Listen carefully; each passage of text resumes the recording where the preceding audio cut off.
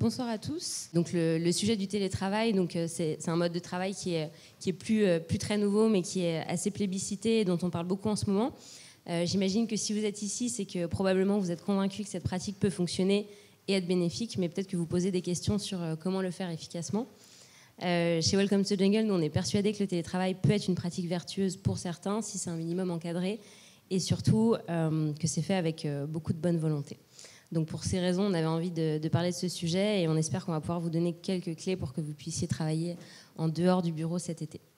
Donc pour nous parler de ça, on reçoit Hortense Pénirin, qui est consultante chez LBMG Work Labs, donc qui est une boîte de plus de 20 personnes maintenant, qui aide les grandes entreprises à travailler autrement, et notamment sur des sujets comme la mise en place du télétravail, la mise en place du coworking aussi, ou la transformation des pratiques RH et managériales. Et Julien Hott, qui est le CEO et cofondateur de Dapalooza.io, qui est une filiale d'Octo Technologies qui fournit un outil SaaS permettant le déploiement d'applications mobiles d'entreprise.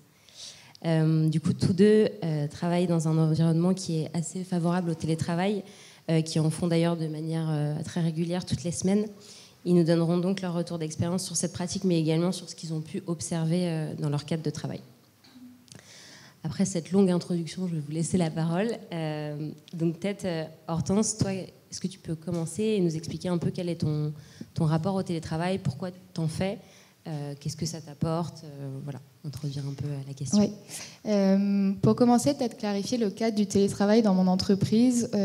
Comme nous, on met en place le télétravail chez nos clients, on est une entreprise qui est très favorable à cette pratique et on a un cadre de travail qui est très souple. C'est-à-dire que nous, on pratique le télétravail quand on veut, où on veut. On a accès à un réseau d'espaces de coworking et donc on a vraiment une liberté totale sur notre pratique du télétravail. Moi, au départ, j'en faisais pas du tout parce que je préférais être avec mes collègues et j'avais souvent du mal à me concentrer chez moi. Et récemment, on a déménagé à 1 heure de mon domicile.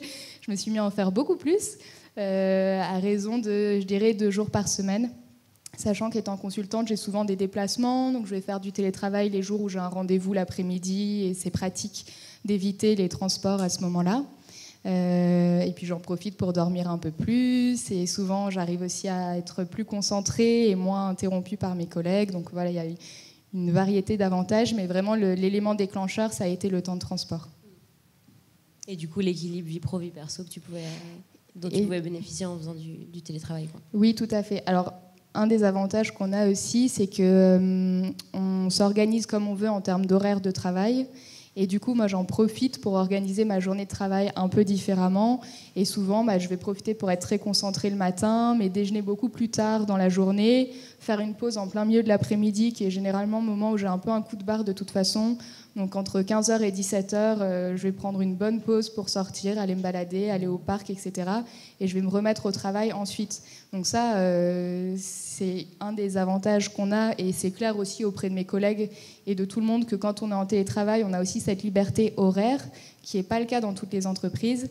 Mais du coup, c'est super pour en profiter, pour être aussi efficace que possible et en fait, suivre vraiment son rythme à soi. Et c'est plus facile quand on est seul que quand on est avec ses collègues ou à midi, tout le monde part déjeuner et on a envie de déjeuner avec les autres, etc. Et donc, on suit plus le rythme du groupe.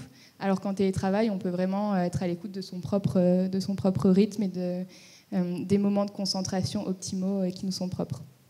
Hortense, tu me disais aussi que toi, le télétravail, donc c'était aussi pour être beaucoup plus focus sur ton travail. Et par contre, que tu avais besoin d'avoir des tâches assez précises et que, entre guillemets, c'est quand tu as du travail que tu fais du télétravail. Sinon, Oui, exactement. Mais d'ailleurs, en fait, après, chacun a une discipline différente en télétravail. J'ai des collègues qui arrivent très bien à travailler, peu importe les tâches qu'elles ont à faire pendant la journée.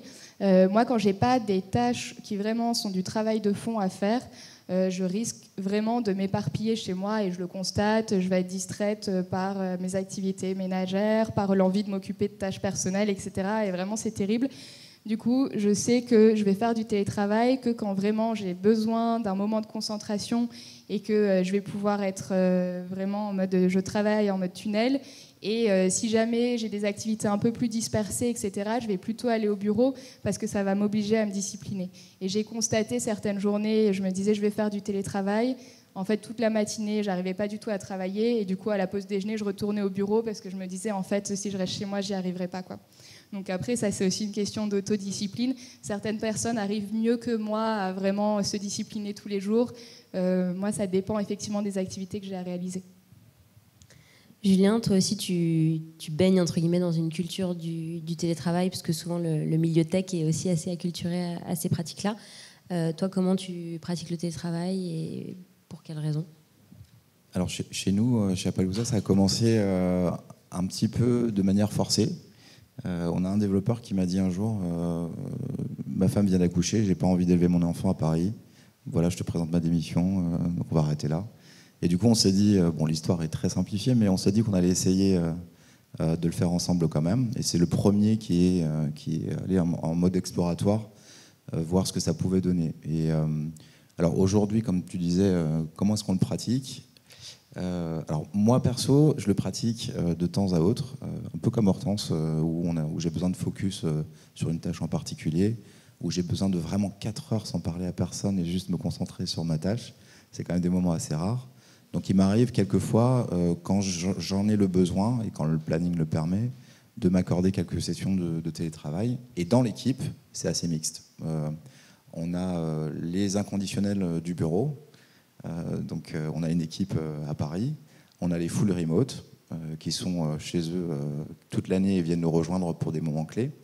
Et on a du remote ponctuel, comme moi, soit à la maison, soit d'ailleurs à l'étranger, en voyage ou dans d'autres pays. Voilà comment on le pratique. Ouais, donc la liberté du télétravail est très grande chez vous. Hortense, toi tu travailles du coup à la mise en place du télétravail, notamment dans certains grands groupes. Toutes les entreprises n'ont pas passé le pas. Est-ce que vous avez identifié des craintes qui étaient communes à beaucoup d'entreprises, à beaucoup de structures concernant le télétravail? Ouais, alors il y a plusieurs facteurs qui peuvent expliquer qu'une entreprise ne déploie pas le télétravail. Autrefois, il y avait une certaine lourdeur administrative, ça pouvait paraître compliqué. Il y a eu des ordonnances Macron en 2017 qui favorisent énormément le déploiement du télétravail et qui permettent de pratiquer le télétravail sans avoir un avenant individuel. Et donc, en termes de process administratif, aujourd'hui, ça se fait beaucoup mieux. Il peut aussi avoir en fait disons qu'il faut que le matériel soit propice, donc il faut que les personnes soient équipées d'ordinateurs portables, de téléphones portables, que les logiciels soient accessibles à distance, qu'on puisse y accéder de façon sécurisée. Donc il y a quand même toute une infrastructure IT qui doit être mise en place pour pouvoir autoriser le télétravail. Mais en fait, le fond du sujet, qui est souvent ce qu'on voit, c'est les craintes managériales de dire « mais je ne vais pas pouvoir suivre le travail qui est fait, comment est-ce que je sais si la personne va travailler ?»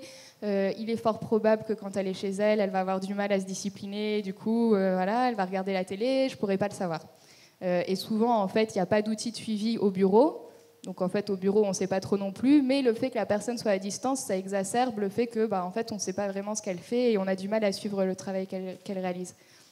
Ça, et aussi souvent une culture de l'oral qui est assez forte, où en fait on aime bien pouvoir arriver dans le bureau et dire bon machin, tu peux me sortir tel dossier, ou est-ce que quelqu'un peut appeler telle cliente.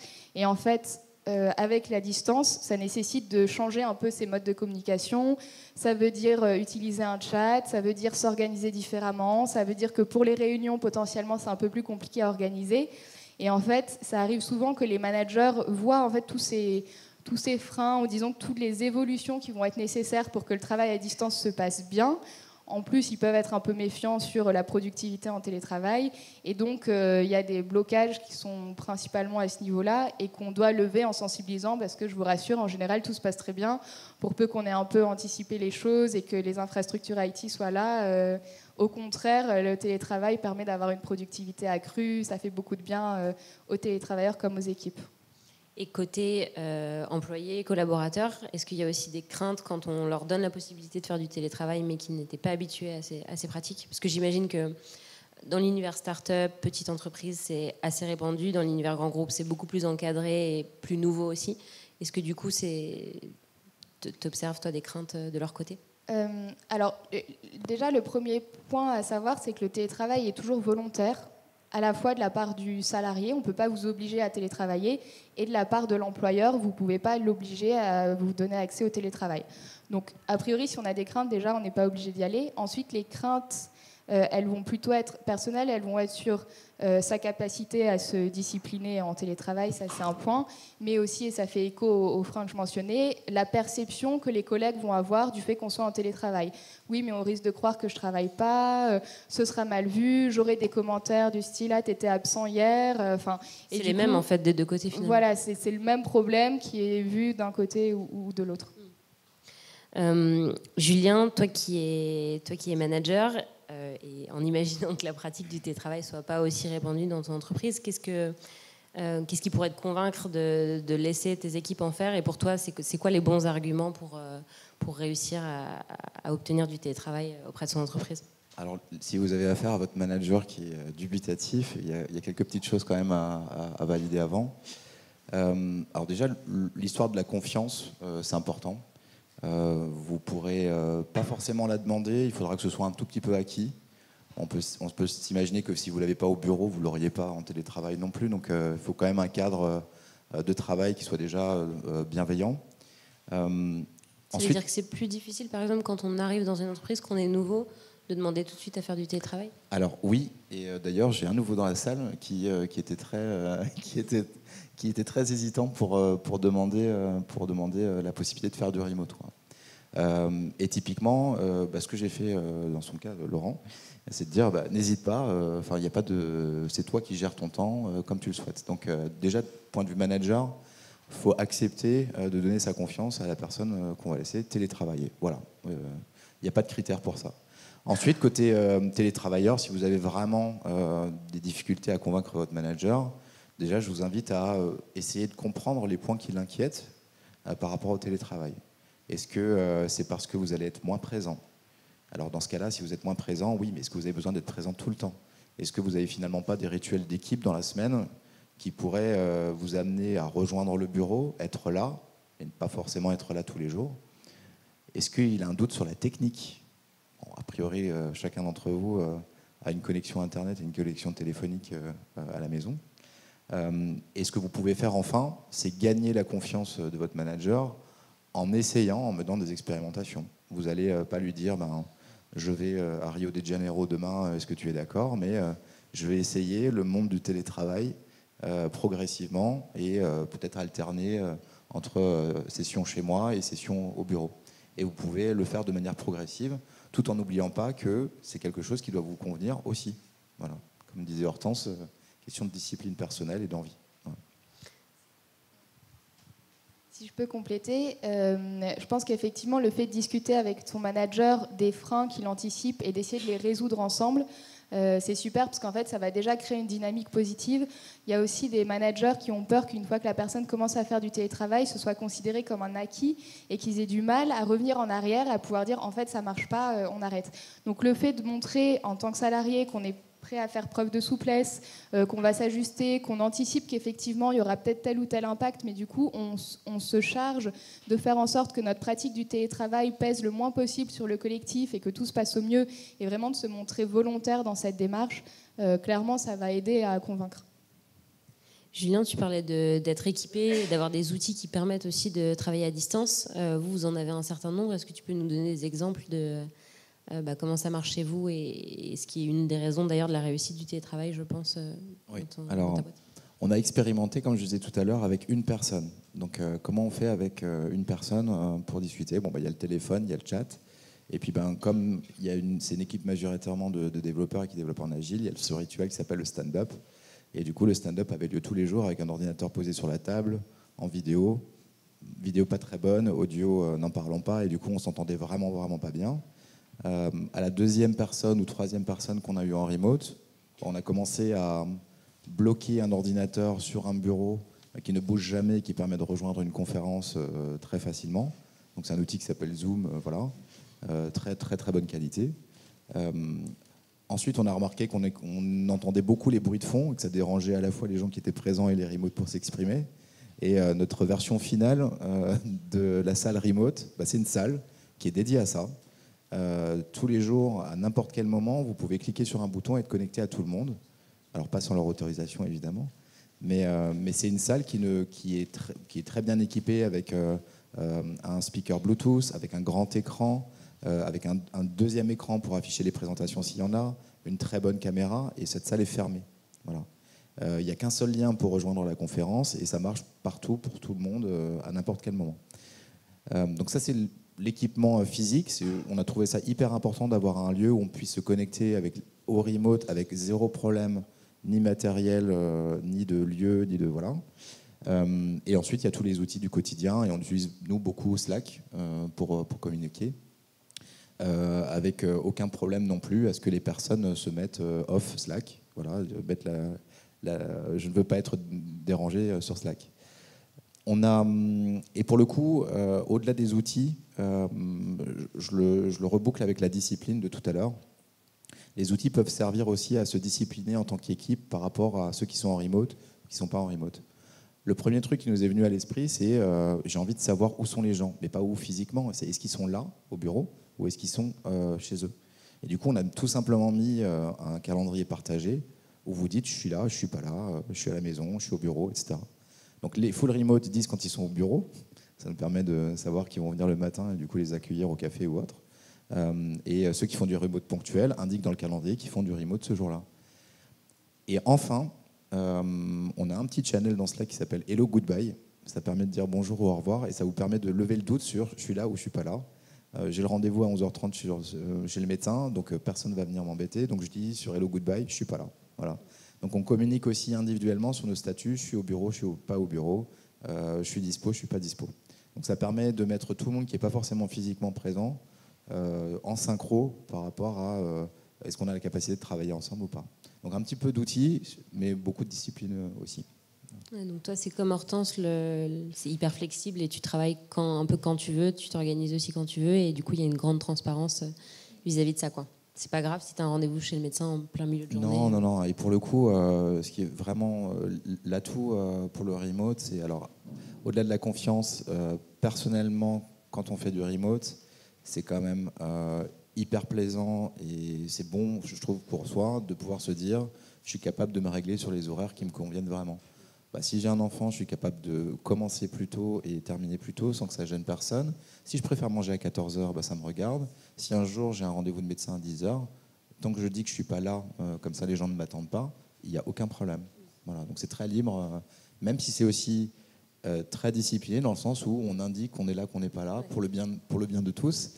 Et que, il y a beaucoup de communication autour de ça, finalement. Voilà, et qu'on a quand même des rituels qui sont à heure fixe dans la journée, qui arrangent tout le monde certes, mais qui sont à heure fixe dans la journée, où tout le monde est là à l'heure. Voilà. Sur l'organisation concrète de son espace de travail chez soi, Hortense, toi, comment tu fais pour travailler dans de bonnes conditions quand tu es en télétravail et notamment chez toi? Moi, j'ai la chance d'avoir un espace qui me sert de bureau, ce qui n'est pas toujours le cas dans les appartements parisiens, mais ça aide clairement à avoir une distinction entre la cuisine où je vais petit déjeuner, etc., et c'est ma vie privée, et au moment où je me mets à travailler, je change d'espace, et là, j'arrive dans un bureau où il n'y a rien à part mon ordinateur, et ça m'aide aussi à être moins distraite, parce que du coup, il n'y a rien autour de moi, et je suis obligée d'être concentrée sur mon travail. Et j'essaye aussi, dans la mesure du possible, d'être seule chez moi. Mon copain peut faire du télétravail aussi, on essaye de ne pas le faire le même jour parce que sinon on va se distraire l'un l'autre, on va avoir envie d'aller se parler, ça va être plus compliqué d'être vraiment concentré. Je pense que quand on a des enfants, en fait, c'est pareil, il y a une discipline à avoir.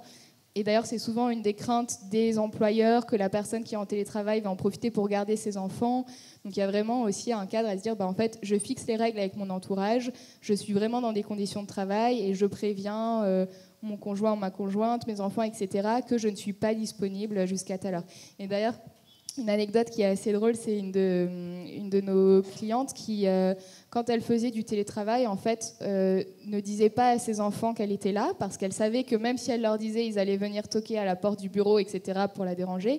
Et ensuite, au moment où elle avait fini sa journée, elle sortait discrètement de chez elle. Et ensuite, elle réouvrait la porte en disant « Ah, je suis là, les enfants, etc. » Et c'était le moyen qu'elle avait trouvé pour être sûre que voilà, elle n'allait pas être dérangée, parce que sinon, mine de rien, quand on a des enfants, en tout cas, ça peut s'avérer compliqué. Et c'est vrai qu'il y a peut-être une méconnaissance du sujet aussi, où il y a beaucoup de personnes, tu leur dis je travaille de chez moi, c'est relax, on peut venir te déranger, on peut prendre des plus grandes pauses, on peut... Oui, est-ce que tu peux faire les courses vu que tu es à la maison? Ouais. Donc il y a vraiment, il faut fixer les règles avec son entourage et clarifier le fait que c'est une journée de travail. comme d'habitude, et voilà, qu'on doit travailler dans les mêmes conditions. Julien, toi, tu as une discipline stricte aussi là-dessus? Oui, ça rejoint ce que disait Hortense. Alors, du coup, depuis peu, on est 3 à la maison, donc c'est un petit peu difficile de s'isoler pour... voilà.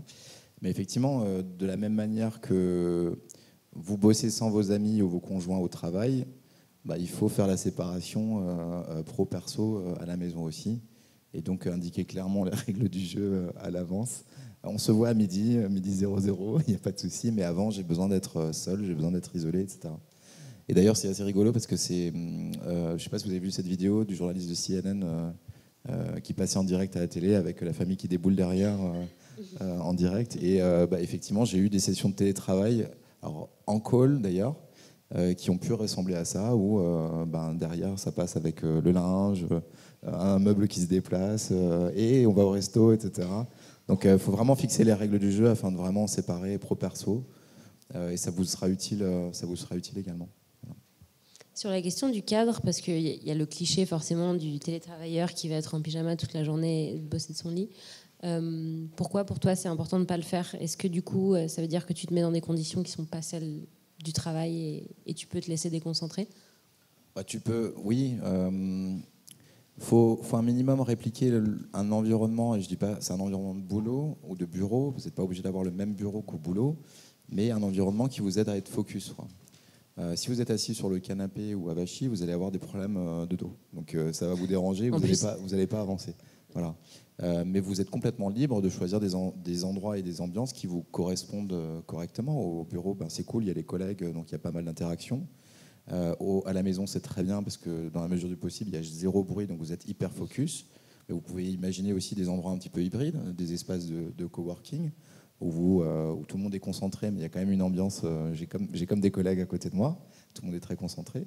Et si vous aimez, et moi c'est ce que j'aime de temps en temps, parfois aimer le bruit aussi, et puis aller au café avec le bruit des assiettes, ça peut vous aider entre 2 services à bien vous focus aussi, quoi. Mais c'est simplement reproduire un endroit où vous êtes un petit peu quand même dans votre bulle, dans une position agréable, avec votre espace à vous, et ça vous permettra d'avancer.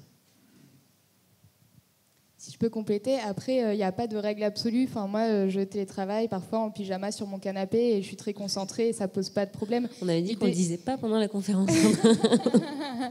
Non, mais en fait, l'idée, c'est de se dire qu'est-ce qu'il vous faut pour être dans de bonnes conditions. Et si, en fait, voilà, vous travaillez très bien en pyjama, il n'y a pas de souci. Voilà, chacun ses pratiques. Mais l'importance du cadre est quand même là, de ne pas faire n'importe quoi et pas de se dire, bon, bah, du coup, vu que je suis chez moi, je peux... Enfin, a priori, si ta productivité peut être atteinte aussi si tu es dans des conditions pas de travail, pas du tout de travail, quoi. Ouais, en fait, il faut juste savoir ce qui nous permet d'être concentré. Et typiquement, je parle du canapé. Clairement, je ne vais jamais travailler une journée entière sur mon canapé, mais quand j'ai été assise à mon bureau pendant 3 heures et j'ai quand même envie de changer un peu de position, ça me fait du bien de m'installer un peu sur mon canapé et ensuite de changer de nouveau. Enfin voilà, c'est juste essayer d'avoir des conditions où on se sent bien pour travailler efficacement. Est-ce que pour vous, on peut travailler de partout, justement, pour le cas, par exemple, des travailleurs nomades ou des gens qui sont en full remote Oui, je dirais oui, en fait. Moi, j'ai besoin de pas mal de breaks dans la journée. Et je suis capable d'aller d'un endroit à un autre aussi. Mais je suis clairement capable de travailler de partout, ouais. Je n'ai pas encore essayé la plage, mais je ne pense pas que j'en serais capable. Mais effectivement, le fait d'avoir une bonne connexion Internet, d'avoir un endroit où on peut être focus, concentré, ça suffit pour travailler. Ouais.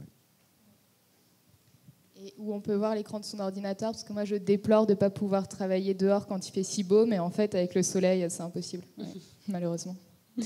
Sur l'organisation en tant que telle, est-ce que, Hortense, toi tu as une routine en télétravail? Tu en parlais un peu tout à l'heure de comment tu découpais ta journée, même avant de commencer, pour te mettre dans des conditions, encore une fois, de boulot? Ouais, en fait, moi, ma routine du matin, elle va être la même que quand je vais au travail, c'est-à-dire que je vais me lever, je vais petit déjeuner, etc. Pas forcément m'habiller, du coup, j'en profite, mais à part ça, je vais quand même avoir un rythme. Je vais pas, par exemple, petit déjeuner devant mon ordinateur parce que ce serait désagréable pour moi de commencer trop tôt ou de tout mélanger. Du coup, je vais vraiment suivre un peu ma routine habituelle et puis au moment où je me dis, allez, c'est l'heure de travailler, bah, à ce moment-là, je me mets dans mon bureau et je fais ma journée de travail comme je la décrivais, avec un rythme un peu ajusté, quoi. Toi, Julien? Ouais, j'aime bien décider de l'heure à laquelle je démarre, même si je suis à la maison. Du coup, je me fixe une petite heure, voilà. Même si c'est arbitraire, mais je m'y colle. Et du coup, j'aime bien passer 15-20 minutes le matin à planifier ma journée. Et du coup, regarder simplement le calendrier, quels sont mes engagements, lesquels je peux essayer de prendre dans la journée, lesquels éventuellement j'ai décidé de ne pas faire dans la journée parce qu'ils sont moins prioritaires et je les recale. Donc je fais, c'est pas au millimètre non plus, faut pas exagérer, mais prendre quelques engagements dans la journée, c'est vraiment pas mal. Et ensuite, j'essaie de réduire toutes les distractions ou toute la charge mentale que je peux avoir de la veille ou qui va m'embêter dans la journée. Généralement, ça tourne autour des mails. Les mails, c'est une distraction incroyable. Donc j'évite d'être celui qui est sur Gmail toute la journée, capable de répondre en 2 minutes. Donc je dépile le matin et après j'y touche quasiment plus. Voilà. Après, faut relativiser ce qui est urgent, de pas urgent, mais voilà un peu la discipline du matin avant de pouvoir vraiment couler dans une journée focus. On en parlait tout à l'heure, vous pouvez organiser votre journée comme vous le souhaitez. Est-ce que, pour en faire une généralité, vous pensez qu'il faut globalement se calquer, pour des boîtes peut-être un peu plus classiques, se calquer sur les horaires des collègues et du travail ? Alors pour nous, c'est très flexible et je sais qu'il y a une amplitude énorme entre le premier du matin et le dernier du matin. Donc c'est pas vraiment gênant dans le sens où c'est annoncé et puis on a un petit peu l'habitude de ça. Mais en fait, ce qui est important, c'est d'être intelligent et de se caler aussi les bons moments de collaboration avec votre équipe, où vous allez tous rassembler, que ce soit des rituels ou des moments d'échange et de collaboration. Mais oui, dans les boîtes plus classiques, il faut rester en télétravail, calé sur le rythme de ses collègues, si on veut justement être rassuré. Enfin, en fait, ça fait partie des règles. La flexibilité horaire, c'est encore un autre aspect. Quand on a la chance de l'avoir, c'est super. Mais sinon, on doit être en télétravail comme au bureau. Et donc, si tous les collègues sont connectés ensemble de 9h à midi et de 14h à 17h, en télétravail, on doit faire de même pour rester joignable, pour ne pas bloquer la fluidité du travail d'équipe. Et du coup, malheureusement, disons qu'on profite d'être chez soi, mais après, on s'ajuste sur les équipes, sur les horaires de tous. Ouais, faut bien comprendre vite les règles que ton entreprise te donne, et ça dépend aussi de la culture de boîte et de pas mal de choses, quoi. Tout à fait. Et ça peut être un des points à discuter avec votre manager, cette question de la flexibilité horaire, parce que ça peut aussi être un des éléments bloquants où les managers craignent que le télétravailleur parte pendant la journée pour aller à un rendez-vous de médecin ou pour aller à la piscine. Et du coup, si en fait c'est un frein, vous pouvez dire non, je serai chez moi, mais je respecterai les horaires de travail habituels. Et si j'ai un rendez-vous de médecin, il sera calé sur ma pause déjeuner et il n'y a pas de souci à se faire là-dessus. Toi, Julien, tu as eu l'opportunité de faire aussi du full remote pendant un certain temps aux États-Unis, si je ne me trompe pas. Comment, du coup, tu faisais à ce moment-là pour réussir à te caler avec tes collègues français ? C'était très cool d'être aux États-Unis, mais c'était horrible point de vue équipe. 9 heures de décalage horaire, c'est vraiment difficile pendant 6 mois. Et du coup, au début, je faisais des journées de travail normales, donc 9 heures, voilà, mais à 9 heures, il n'y a plus personne qui est au bureau en France. Donc j'ai essayé de grignoter vers l'arrière jusqu'à arriver à une situation un petit peu ubuesque où je me levais à 5 heures du matin et je rentrais chez moi à 15h, 15h30. Et du coup, c'était super dur parce qu'il y a très peu de moments.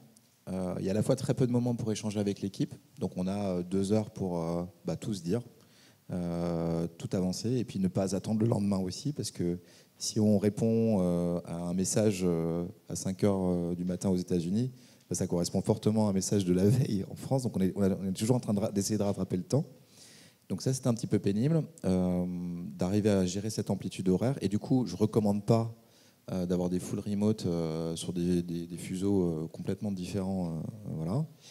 Et l'autre chose que j'ai ressentie, pour y avoir été 6 mois avec peu d'opportunités de retourner en France pour voir l'équipe, en fait, une certaine déconnexion avec l'équipe. J'ai pas senti venir des trucs dans l'équipe qui étaient en train, qui auraient eu besoin d'une intervention ou d'une explication ou d'un accompagnement, etc. Et donc ça a été un petit peu douloureux. Bon, bref, 9 heures de décalage, c'est pas possible. On a failli faire des recrutements chez Appaloosa qui étaient sur du 3 heures de décalage, et même ça, l'équipe a posé problème. parce que ça commençait à faire trop, et aussi, et ça c'est important, puisqu'il faut créer du lien dans l'équipe, de la capacité de mobiliser la personne rapidement pour faire des choses ensemble. Voilà. Donc de ne pas avoir une logistique incroyable pour rassembler l'équipe et faire quelque chose d'autre que juste du boulot, que ce soit des week-ends, des sorties ou autre, quoi. Un des points noirs du télétravail, même si nous on est très pro-télétravail, c'est quand même l'impact sur la convivialité et les temps d'équipe. C'est-à-dire que quand vraiment le télétravail est déployé, que tout le monde en fait régulièrement et que, encore plus si c'est à une fréquence élevée, on se voit moins, il y a moins de temps de convivialité tous ensemble au bureau. Et du coup, c'est hyper important de garder ces temps collectifs et de vraiment leur donner de la valeur.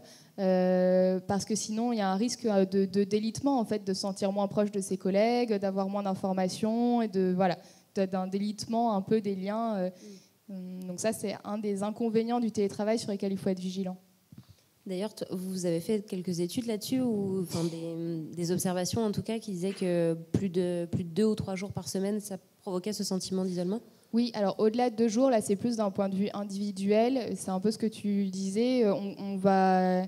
Le télétravailleur va commencer à se sentir moins proche de son équipe, va se sentir un peu isolé, et il y aura un sentiment d'appartenance à l'entreprise aussi qui sera moins fort, parce que finalement on voit ses collègues moins souvent, on est un peu exclu de certaines boucles d'informations. Et du coup, il faut être plus vigilant dans ces cas-là. Ça se fait très bien si en fait on est conscient de ces risques-là et que du coup on s'adapte avec une communication adaptée, des temps d'équipe, etc. Mais voilà, au-delà de 2 jours de télétravail, mais c'est très rare que les entreprises autorisent plus de 2 jours de télétravail, il faut être vigilant sur ces risques-là. Je reviens juste sur un point avant de continuer sur le lien avec l'équipe. Hortense en parlait au tout début. Dans l'organisation de ta journée, il faut aussi identifier des moments où tu es plus focus et tu es plus distrait. Donc toi, ça se concrétise par un gros moment de focus le matin et un moment plus light, entre guillemets, l'après-midi. C'est aussi des choses que tu recommandes des entreprises que tu accompagnes, d'essayer d'identifier un peu les moments forts de la journée pour bosser, ou chacun... Ouais, en fait, le télétravail, c'est un super moyen de révéler plein de choses sur l'organisation du travail qui sont déjà là, mais auxquelles on ne fait pas attention. Donc typiquement, la question de comment on structure le travail pour être aussi productif que possible, elle se pose qu'il y ait du télétravail ou pas. Mais du coup, avec le télétravail, on va se dire, bah oui, c'est vrai, maintenant qu'on a cette flexibilité-là, qu'est-ce qu'on fait ? C'est pareil pour les réunions, il y a tout un sujet autour de comment on va faire les réunions à distance. Et en fait, souvent, on se rend compte qu'on n'a pas besoin de faire autant de réunions et qu'on pourrait peut-être les faire différemment et qu'elles soient plus efficaces. C'est pareil sur les questions du management. On se dit comment on va suivre le travail, mais en fait, comment on le fait déjà au bureau. Donc, cette question de comment on se structure pour être aussi productif que possible, à la fois d'un point de vue personnel et collectif, c'est effectivement une des questions que permet de soulever le télétravail, mais qui est un sujet, en fait, on pourrait aussi au bureau se dire, je fais mes tâches de fond le matin, etc. Julien, sur la productivité, encore une fois, c'est la même chose au bureau, mais c'est peut-être encore plus exacerbé en télétravail parce que tu peux être tenté d'être distrait. Je crois que tu as des techniques de concentration, toi. Ouais, alors, moi je suis super distrait. Donc quand je suis à la maison, il faut vraiment, c'est pour ça que j'ai l'air d'un militaire à dire que je prévois le planning à l'avance, etc. Bref. Et du coup, il y a une technique qui marche bien pour moi, c'est le Pomodoro, je ne sais pas si vous connaissez. C'est 25 minutes. Alors, vous vous engagez sur une tâche qui tient 25 minutes. D'accord ? Vous dites, je vais la faire, je vais y arriver. Vous vous chronométrez, vous avez 25 minutes pour la faire.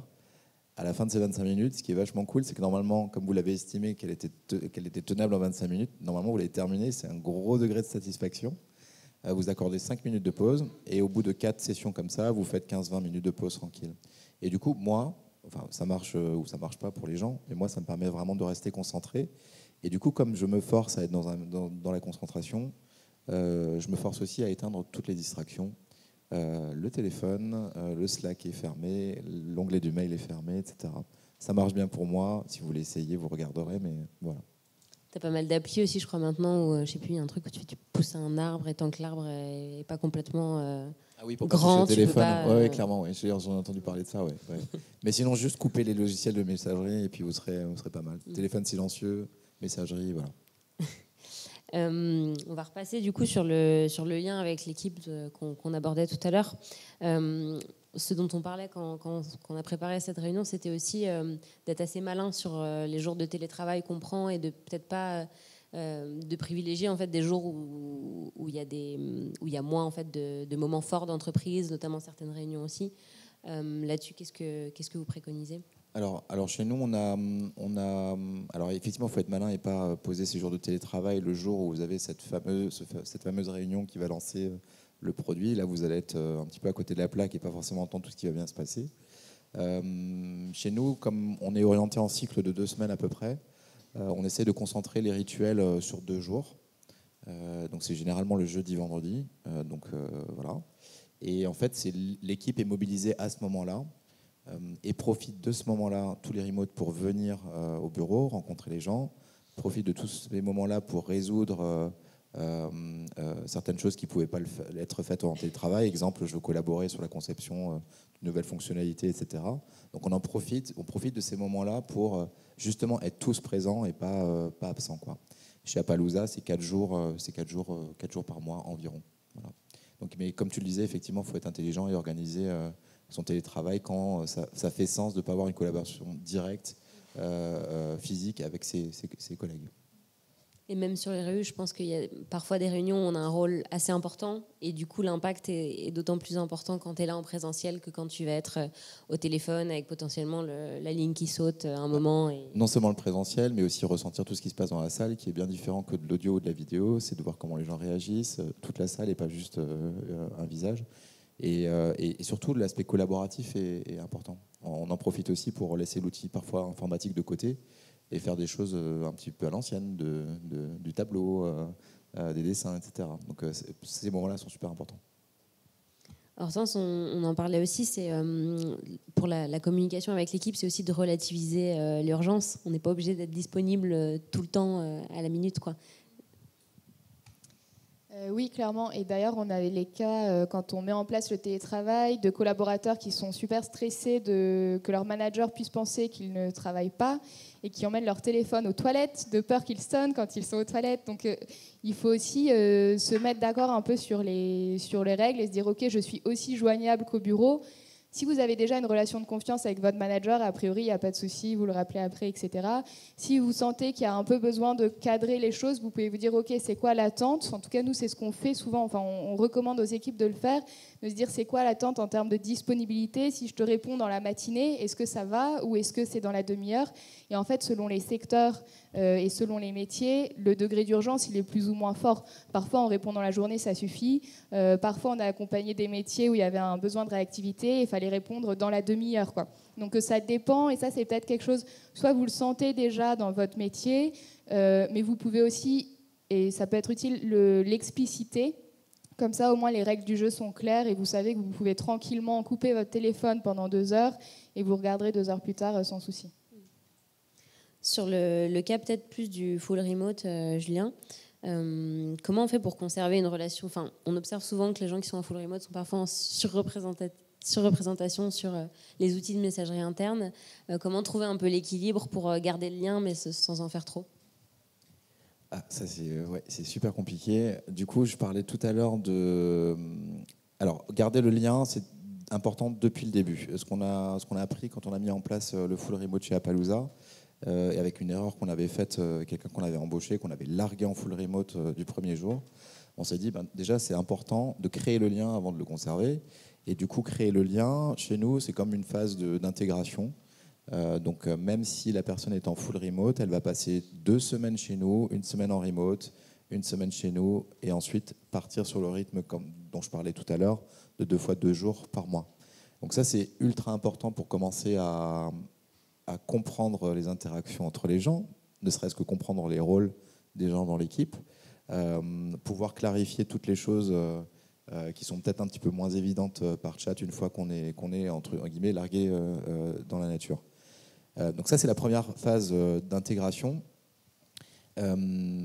Et ça nous permet progressivement de valider le côté interaction collègue et le côté comment j'interagis avec les remotes également. Et enfin, comment garder du lien ?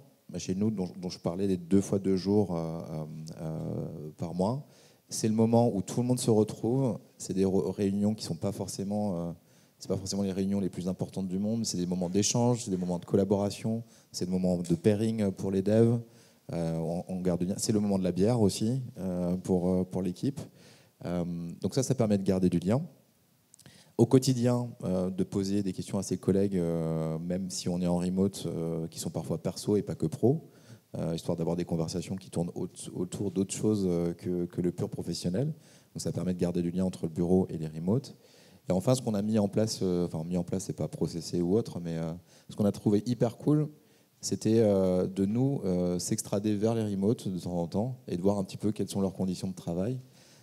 Et du coup, on bouge toute l'équipe chez les remotes, ou pas d'ailleurs. On a fait Berlin, on a fait Nantes, on a fait Tours, on va faire Bordeaux, on va faire Hambourg parce qu'il y a quelqu'un qui est chez nous. Et du coup, l'équipe s'extrait, va en espace de coworking et va vivre la vie de la personne qui est détachée, quoi. Et pour le moment, on trouve ça assez cool et ça crée et ça conserve vachement de liens, ouais, je trouve.